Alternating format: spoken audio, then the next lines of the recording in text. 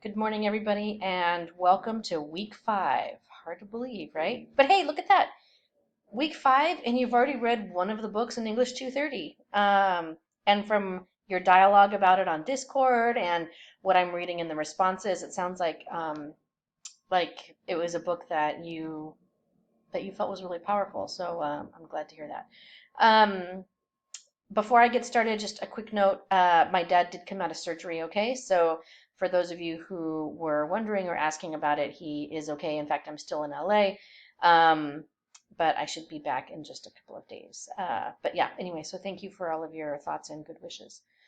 Um, okay, so week 5 is really a week where you are going to now read some additional material outside of Barefoot Gen to continue to diversify what you are learning about Hiroshima, about the bombing, about what people knew, about the propaganda to some extent, um, and to begin to think about the value of that knowledge, of where that knowledge is coming from.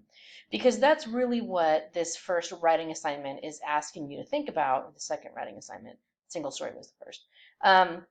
But that's what the writing assignment is asking you to think about, which is what's the value of perspectives? What's the value of hearing about history from different viewpoints? We don't really think about that. You know, th- Consider this. When you took a history class in high school, for example, let's say, and you were thumbing through the textbook, did it ever occur to you, because it never did to me, I'll tell you truthfully, that you were reading history through one person's or one organization's or one company's perspective of what happened? Like how they get to choose to tell the history is important. And we don't ever think about that. I think maybe there's more of a dialogue now than there ever has been before. So part of what I want to happen in this unit is for you to begin thinking about that for yourself. We're talking about Hiroshima here, right? Obviously, Barefoot Gen is kind of the centerpiece of that. We're considering a Diche single story concept. We're kind of considering all of the other pieces of information. And I'm asking you in the essay to think about, all right, is this valuable? Is this important? What does it mean when we are missing perspectives of history? What does it mean when we get multiple perspectives? What's the impact on us? People who maybe don't know about the history, right? And so the writing assignment really asks you to kind of grapple with that. If you are looking at that writing assignment and you read through it and you're thinking, wow, I don't even know what to talk about. Okay, great. Conference with me. Talk about it on Discord. You have an essay or writing 2 channel there, right? Don't allow yourself to get stuck and then come up to the rough draft and feel like, oh, I don't really have anything. I don't even know what to write. What I want you to do is kind of really think about it. And this is not one of those cookie cutter essays, right? You can't just say, oh, I'm going to talk about this and this and this and then be done, right? This is advanced comp. And what advanced comp means doesn't necessarily mean that the writing is harder. It means that the thinking is more complex. It's a little bit more complicated, right? I'm asking you to kind of think about, what does this mean? So I would absolutely encourage you to conference with me this week. And in fact, there's a page just reminding you to do that. Okay.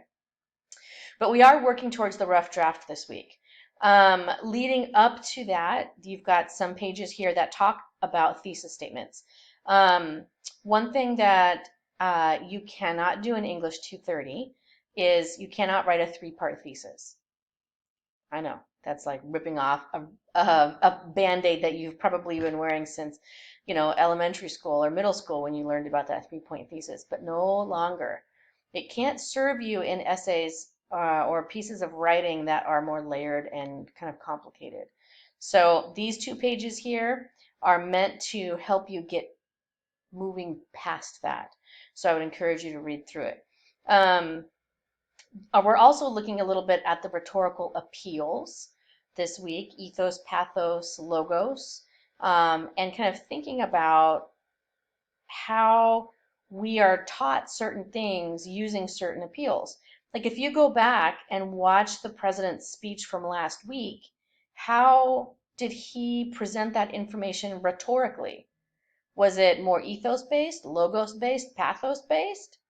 And why do you think he made that choice? This week you're going to be reading John Hersey's article, Hiroshima.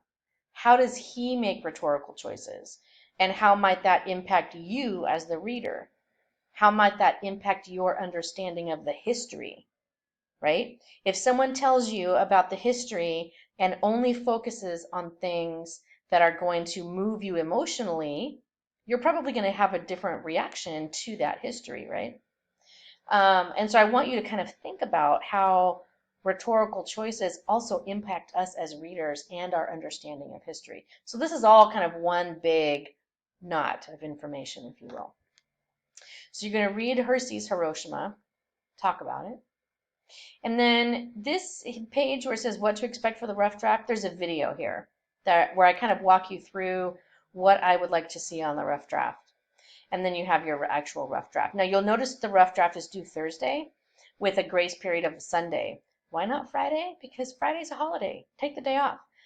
There's no school on Friday, September 23rd. Okay, you have the mentor, you have a writing territory, and then that's it for this week. Next week, the entire focus is on the writing assignment. And so I will be turning around the rough drafts very quickly with feedback for you. So that way you can conference with me again if you would like. And then, oh, I just lost my train of thought. You can conference with me again, and then you can get your submission completed and on time. We are going to be headed, after week 6, we are going to be headed into our next unit and our next book. I don't have it with me. Like I said, I'm still down here in LA, but our next book is Homegoing by Ya Jesse. So if you don't have a copy of that book yet, start to try and get it this week. You don't want to come up to week 7 and still not have a book. They did still have copies in the LMC bookstore a couple of weeks ago. It's been around for a long time. That's a book that you should be able to find at used bookstores. Libraries for sure have copies of that book. And then, of course, if you want it new, you can find it online easily. Okay, so this week, the focus. Writing assignment number 2, rough draft. Okay. If you have any questions, my student hours are the same, are kind of back to normal this week. So Tuesday from 10 to noon, Wednesday evening 7 to 8, Thursday from 11 to 1. If you want to meet but those times don't work, send me an email and we will figure something out. In the meantime, I hope you have a good week, and I will talk to you soon.